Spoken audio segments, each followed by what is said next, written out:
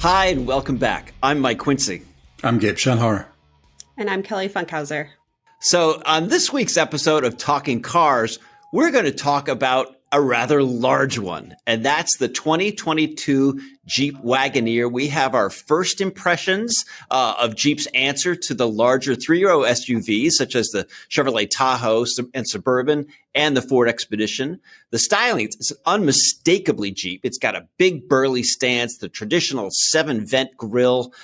We bought a four-wheel drive Series 2 for the test program. It has a super smooth 392 horsepower, 5.7-liter V8 hooked up to an 8-speed automatic. Ours also has a 10.1-inch touchscreen, leather-covered heated and cooled front seats, and second-row captain's chairs. Safety features include standard forward collision warning, automatic emergency braking with pedestrian and cyclist detection and blind spot warning, among other features. And the price came to a rather lofty $81,630. This is not small change. And Kelly, I know that you have an interesting story about this vehicle, so take it away. Yeah, so my husband's coworker is actually looking to purchase a large SUV, and so got in touch with me because that's what all of the people that know me or my husband do. And they were interested in taking a look at this one. I recommended to also take a look at the Hyundai Palisade as another option for a three-row SUV. But once she went and actually saw it in person, she thought that the rear cargo area wasn't quite large enough to put all of the stuff that goes along with having kids and two dogs. And so she went to the Jeep dealership and took a look at the Wagoneer and fell in love immediately. It has all of the creature comforts as well as the cargo area to also not keep the passengers too cluttered, but have the dogs in the back, the people inside, and enough room for all of their stuff. So they're pretty much sold on this one. Yeah, they loved the fact that there was that huge panoramic roof so they can, feel like they're outside and not close in into a vehicle for road trips. That's what they plan on doing mostly with this car is they like to travel a lot with the kids and the dogs. And so that was one thing. And then also the heated seats and heated steering wheel is something that she specifically wanted in it. And so this was, right up the alley. And the fact that it's a Jeep rather than even a Escalade or a Tahoe or Suburban kind of caught her eye, and she was very intrigued by that. So this new car may have a market in the kind of millennial age of adults with kids. Mm-hmm. Now, you mentioned the Escalade, and Gabe, I know that you've talked about whether or not this big Jeep can be a competitor to that really high end Cadillac or even the Lincoln Navigator. What do you think? Well, first I'll say, what took Chrysler so long to introduce a large three-row SUV to go against the Tahoe and Suburban and Expeditions of the world? So, the Ram pickup truck provides a pretty sound foundation for a pretty good SUV. So, absolutely. I mean, first of all, there is a Wagoneer and a Grand Wagoneer. The Grand Wagoneer easily can cost six-figure prices to go head-to-head with the Escalade. And the regular one is still more expensive than your typical Tahoe and Suburban and Expedition. But, just to echo on something Kelly said, there is a certain swagger that goes with the Jeep brand. There's some kind of a mystique built into it. And just being a new kid on the block gives it a certain intrigue quotient. It's a pretty well equipped and has all the connectivity. The version we got has the air suspension, so and only high end GM and Ford get that level of sophistication. So sure, it's a legitimate competitor. Mm-hmm. But to drive it, it's all nice on paper. But as I mentioned in the intro, this is a really big vehicle. Oh, you bet. There's no hiding the fact that it's big. But for someone who wants all the room in the world, all the power in the world, the ability to tow a big boat or an Airstream, it does certain tasks that you can't do with a Palisade or a Highlander or another car-based three-row SUV. Mm-hmm. Now, Kelly, is your friend that's interested in this Jeep, are they towing a trailer on a regular basis, or is this just kind of the family do everything vehicle? They're mostly using it to haul people, dogs, and their stuff. It is, the capacity of the vehicle itself is what they were looking for. And I even noticed how large it feels and actually is when I took it home and tried to fit it in my garage. It took up every single inch of that parking space. I had to make sure I was all the way in as close as I could get before I could even close the door behind me. And so, yeah, thinking of using this as hauling children and family, what may end up happening is you have to pull the vehicle even out of the garage to get those doors open without dinging them. It's quite a large vehicle, but if that's what you're after, then you're going to get it with this. Right, but like capacity, Gabe, not everybody needs something this big, and you and I, we've all spent some time driving it. So on the road, how does it compete? Well, it goes without saying that for most situations, this is a major overkill. So, it's a huge vehicle, maneuvering it, parking it, seeing out of it, getting in and out of it. It's quite a step up. So, if all you need is the functionality of a three-row SUV and you want some luxury, and you can do that for $20,000 less with an Acura MDX or any other such competitor. And I would add that actually another issue related to the size is the fuel economy. I was surprised, even though knowing how large the vehicle is, that it really still gets, sub 20 miles per gallon. And, in this day and age, we're kind of expecting more. So that's definitely a downside of the size and the V8. Mm-hmm. Yeah. Oh, yeah. Well, that V8 is pretty sweet, actually. It's very smooth. It has a great sound to it. But you use almost all of those horsepower to move that heft around. And Gabe, you had some very entertaining comments in the logbook of this vehicle. This does not handle like a Porsche now, does it? Well, I said it was in the context of the powertrain, because our car has the 5.7 liter, which is a little less muscular than the 6.4 V8 that you get in the Grand Wagoneer, but still, it will move this thing as fast as you want to go with such a whale. Mm-hmm. It was the whale. And it's funny because our test car is bright white and stuff like that. Looking at the logbook, I noticed a lot of people were commenting on like the seats, the fit and finish. I personally thought that the fit and finish was pretty nice. I wasn't sure that it was $80,000 nice. Yeah, it's nice to have the, electronics in the rear seat. You can get it with screens and things like that. So, if you're using it for the entertainment of your passengers, then it's a good idea. But if it's more for the luxury type of a large vehicle, then I think it falls a little bit short. Mm-hmm. Yeah, and I'm sorry, go ahead, Gabe. Yeah, I think it also needs to be said that the third row seat is a legitimate third row seat that actual adults can sit in it without being cramped at all. Mm-hmm. So kudos for that. And not to mention that it also has its own sunroof. So third row passengers can feel like they're not relegated to some third class status. All right, they're literally if you have dogs in the back, they like that. They're literally not sitting in the dark. But one of the things also I wanted to bring up about this new Jeep is the controls. I mean, Consumer Reports has been a big fan of Chrysler's Uconnect system. Really was the industry standard. But I'm getting the sense that the one that we have in our big Jeep here has taken a few steps back. What do you guys think? Yeah, while the system is still Uconnect, the fact that it has all of these extra bells and whistles, has buttons and screens and just lots of stuff everywhere. So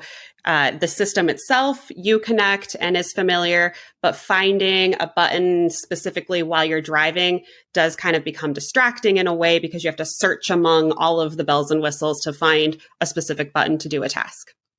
Yeah, just to add a finer point to it, sometimes the gauges become the small gauges format, and then going back and forth to the large format is kind of confusing. And also another thing that using the cruise control, there isn't enough of a distinction between activating the adaptive cruise control and the regular cruise control. And we mentioned that to Chrysler already. It's the same thing we found in the Grand Cherokee L and in the Grand Cherokee. Yeah, and a number of Chrysler products over the years, and it's a weird thing because most car makers just have one button for cruise control. Exactly. That just is another example of the clutter of having too many buttons, right? On that little panel on the steering wheel, you have a button for regular traditional cruise control and for adaptive cruise control. Generally, if cars have both of those, you go into a menu and change the setting there. But now we're just like more buttons everywhere. Right. And a few people noted actually that the infotainment system actually crashed on them, whether they were using Apple CarPlay or Android Auto.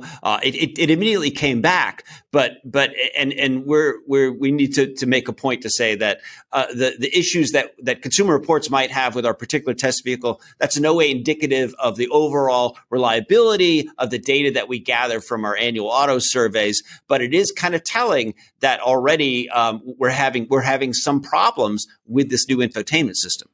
Brand new car, there's likely to be issues, a new model of any vehicle. It's typical. Mm-hmm.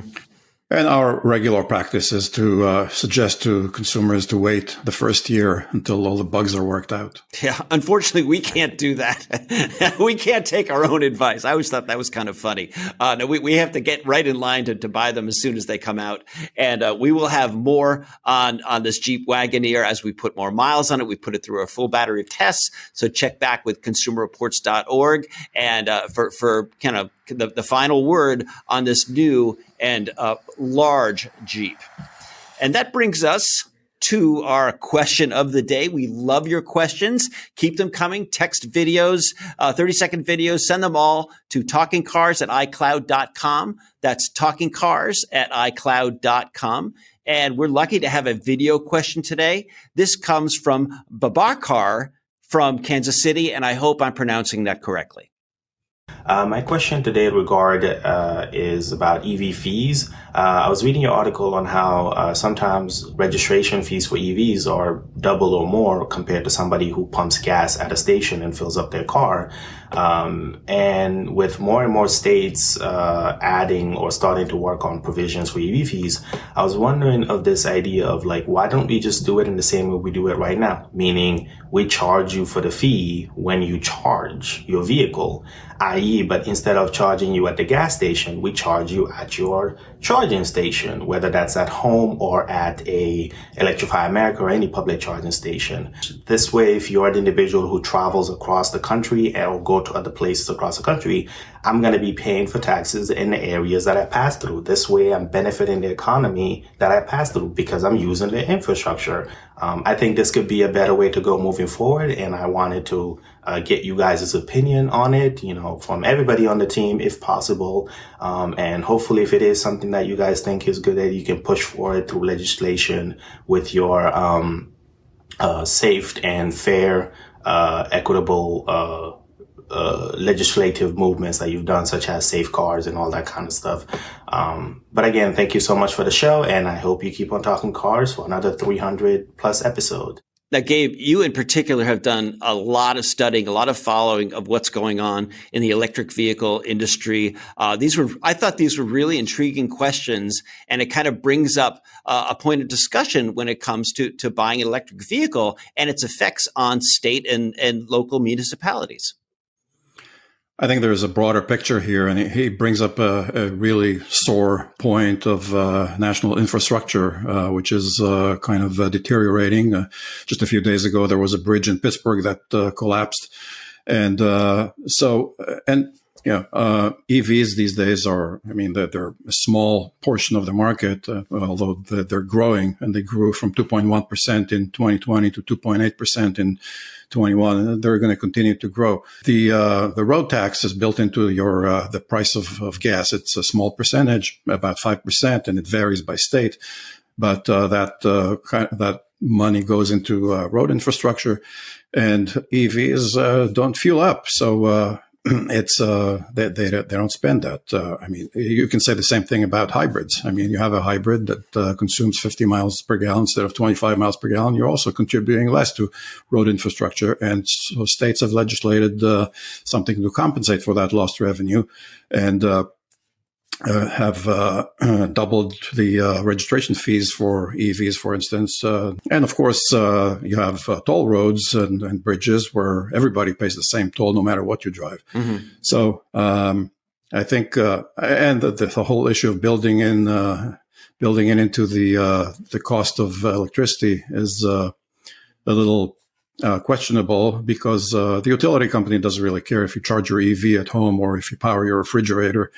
But it's basically the main problem is problem of infrastructure that needs to be taken care of, and some mechanisms need to be built into addressing that. So Kelly, it's like, we take some steps forward and some steps back when it comes to automotive technology and helping out the environment. But this is kind of a conundrum, because when you're not buying gas, you're not, adding taxes. Exactly. Yeah. The, additional fee at registration, I think, is, the easiest method of recuperating some of that lost revenue. And just to add on to what Gabe said, we know that the large majority of charging of electric vehicles is done at home. And so essentially there's no tax being added. So even if you do go to a public charging station, that's a small percentage of the time you're doing that. And I think it's important to have that tax added specifically to electric vehicles, because they're heavier. They have those batteries that are really weighing them down. And a lot of the damage that's done to roadways is done by heavier vehicles. And so I think absolutely, owners of electric vehicles do need to pay their fair share. I'm huge on sustainability, so I don't like the idea necessarily of having to pay that if I'm doing good to the world by buying an electric car. But unfortunately, it's the reality, and the money's got to come from somewhere. And so, putting it at the registration and maybe even in, local charging stations is probably also a good idea. Mm-hmm. So, we've got steps forward and steps backward, and a continuously changing, field of automotive technology. And, luckily we are doing the job where we get to study this and report back to you, our loyal listeners and viewers. And electric vehicles are always a hot topic here on Talking Cars. And so we love these questions, and especially stuff that makes you think. You're like, well, I'm helping the environment, right? But there's also downsides to it. Got to do the responsible thing sometimes. Right. Well, that'll about do it for this episode. As always, check the show notes for more information on the vehicles and topics that we've discussed. Just a reminder, keep your questions coming. TalkingCars@iCloud.com. Thanks so much for tuning in. We'll see you next week.